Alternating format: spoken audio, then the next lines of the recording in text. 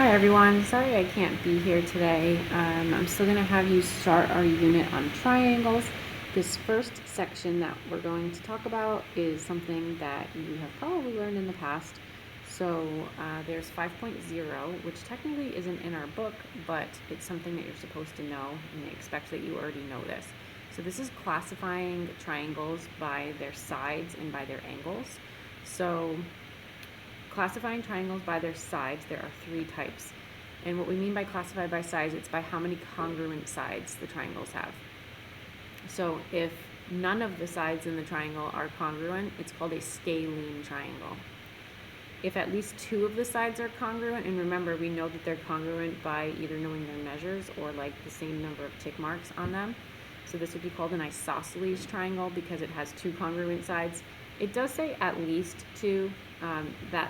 It could have all three, which is an equilateral triangle, but equilateral triangles are also considered to be isosceles triangles.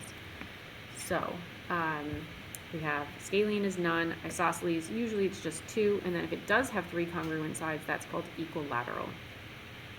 Then we can classify triangles by their angle measures. So we have an acute triangle is where all three angles are less than 90, because remember that's what the word acute means. An acute angle is an angle that's less than 90. So that's an acute triangle. Then there's a right triangle that has one right angle. The other two end up being acute. They have to be less than 90 to make 180. Then there's an obtuse triangle. Obtuse triangles have one obtuse angle. That means it's greater than 90. And then it has two acute angles. And then equiangular means that all three are equal to each other. So we're just going to do some quick examples of some classifying by angles and sides. So the first one is triangle ABD. So ABD is this one here. Notice that all three sides are marked as congruent in triangle ABD, so that means it's equilateral.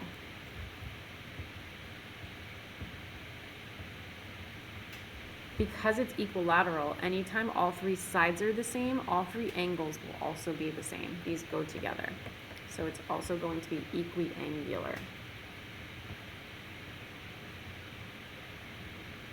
Okay, let's look at the next one. So EBD is this one. Notice that it has two marked sides, two sides that have two tick marks. That means those are congruent. So that means it's an isosceles triangle. That would be by sides. And then notice that this angle here appears to be obtuse, meaning bigger than 90. So that means it's an obtuse triangle.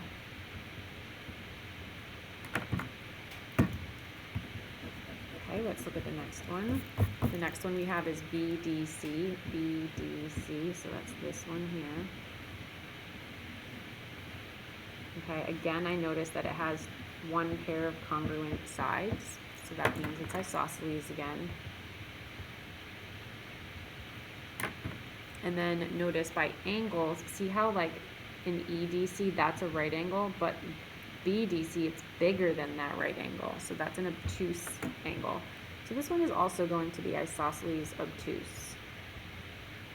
Okay, and then the last one we have is the whole thing. So that's triangle ABC, that's the bigger triangle, so this whole thing right here. Okay, so I notice that if you look at the three sides, none of them are the same. Some of you may be thinking about these singular tick marks here. So this one is equal to this piece and this piece, not the entire thing. So for ABC, we're trying to look at AC, the whole side. So since no sides are the same here, that would mean that it's scalene. Okay, and then if you look at the angles, do we notice this right angle right there? So angle ABC is a right angle, so that means triangle ABC is a right triangle. Okay, so that's classifying triangles by sides and angles. Okay, let's get into the main part of this section, which is technically 5.1, which is all about angles in a triangle. This is actually something that I have mentioned in class before. It's the angle sum theorem, which talks about the measures of the angles in a triangle and how their sum is 180. So the angles in a triangle add to 180. So if you look at this one, A plus B plus C would be 180. And so how we use that is in, say, a picture like this, anytime you have a triangle and you know two of the angles, you can find the third by adding the two that you have. So we're going to add 90 and 58, which is 148. And then subtract that sum from 180. So 180 minus 148 is 32. So that's the measure of angle 1. We had to find angle 1 first because if you look over here, we didn't have enough information in this triangle to find anything. Sometimes kids try to say like, well, 2 and 3 look like they're equal. And they do kind of look like they're equal, but we can't assume that they are. So we didn't have enough information to find anything here, so we have to start here. Now that we found that angle 1 is 32, notice that 1 and 2 are vertical, so I can put the 32 in for angle 2. And now I have enough to find angle 3 because I can add 108 and 32 to get 140, and then subtract 140 from 180, which is 40. So that means angle 3 is 40. So we have 32, 32, and 40. Okay, so that's how we can find measures using angle sum theorem when there's no algebra, just numbers. We're just basically adding, subtracting from 180. Then sometimes we ask you to do an algebraic type problem, like example 2, where remember in geometry, anytime we're asked to find x, we want to think about what we know about the expressions that we're given. So in this one, we're given the 3 interior angles of a triangle, which means they add to 180. So that's what our equation is going to be. We're going to add these 3 angles, all 3 of them, to 180. So it's going to be 7x minus 11 plus 5x minus 2 plus 2x minus 3 equals 180. I'm going to draw a line here under the equal sign to remind you that if you're moving stuff to the other side of the equal sign, that's when you use inverse operations. Since all of this is on the same side, we're just combining like terms. So 7x, 5x, and 2x, that's going to be 14x. Then negative 11, negative 2, and negative 3 is going to be negative 16. So we're combining like terms on the left-hand side. Now we are going to start using inverse operations to get x all by itself. So this negative 16 can be moved over here by adding to both sides. So we have 14x equals 196, and then divide by 14. So x ends up being 14. Now remember, sometimes you're also asked to find angle measures. So if you're asked to find any of these angle measures, you would just take the 14 and plug it in for x. Okay, so that's angle sum theorem. The angles in a triangle add to 180. On to the back, we're going to talk about something called exterior angle theorem. Before we talk about that though, let's define a couple things. So every triangle, if you extend one of the sides, the angle that's formed by that extension and the adjacent side of the actual triangle, that's called an exterior angle. You could extend any of the sides to make an exterior angle. So like, let's just say I extended this side. This would also be an exterior angle because see how here's one side, that's the extension of the side of the triangle, and then that's the other side of the angle. This one here is not considered to be an exterior angle because neither of the sides of the angle are also a side of the triangle. So the angle has to be like adjacent to the triangle, it has to be next to it. So not an exterior angle is an exterior angle. In every corner, you can extend the sides to get exterior angles. You typically, in a problem, will only have one exterior angle in the picture. I just wanted to point that out. Okay, so every exterior angle that you have, there's a pair of what's called remote interior angles that kind of like go along with that exterior angle. They have a relationship. So in this picture, it would be angle 3 and angle 4 are called the remote interior angles. How you know which ones are the remote interior angles is you look at the exterior angle, look at the one next to it, the one that makes a linear pair with it, so in this case angle 2.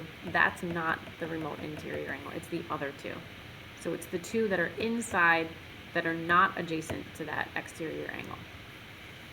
Okay, so this exterior angle theorem states that the measure of an exterior angle is equal to the sum of the remote interior angles. So if you look at this picture, it says that the measure of A plus the measure of B equals the measure of angle 1.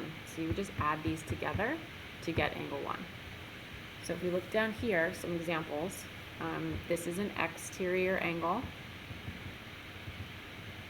These are remote interior angles.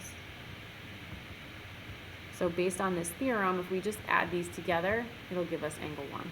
So 80 plus 60 is equal to the measure of angle 1. So that's going to be 140. That's it. Just add them together. Now sometimes they give us an exterior angle, so that's an exterior angle, and they give us one of the remote interior angles. We're definitely not going to add them again, right? Because you only add them if you're given the two remote interior. So instead, you are going to end up just subtracting these instead. Here's why.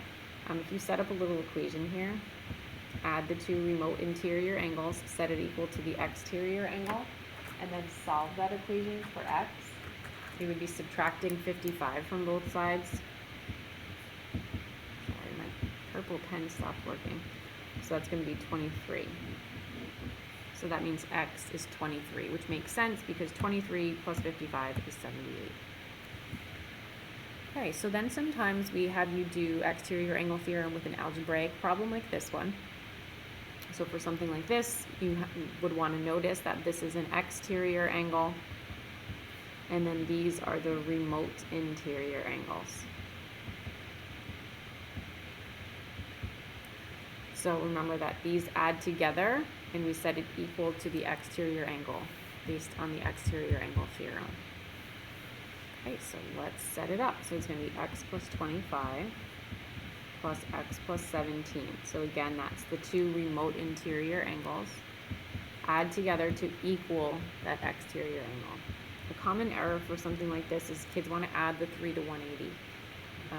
It's the three interior angles that add to 180, so this, and this. That's not interior. So the two inside ones would add together to equal that exterior angle. Okay, so again, we have multiple terms on the left-hand side, so we're just going to combine like terms. X plus x is 2x. 25 plus 17 is 42. And now we have variables and constants on both sides, so we want to bring them on the same side. Not all of them. Remember, what I meant is like the variables on the same side and then the constants on the same side. So I'm subtracting 2x to bring it over here. So that's x plus 2, and then I'm going to subtract 2. So we get that x is 40. Okay, again, if they were to ask you to find missing angles, you could plug them in to find the angle measures. All right, so that's it. Try your best on the practice for today. Please reference these notes to help you.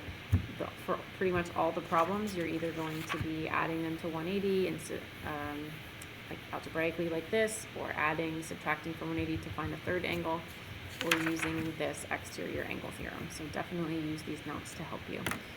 Let me know if you have any questions. You guys can always stay after next week or come for ACLAB next week. All right, that's it. Have a great day, guys.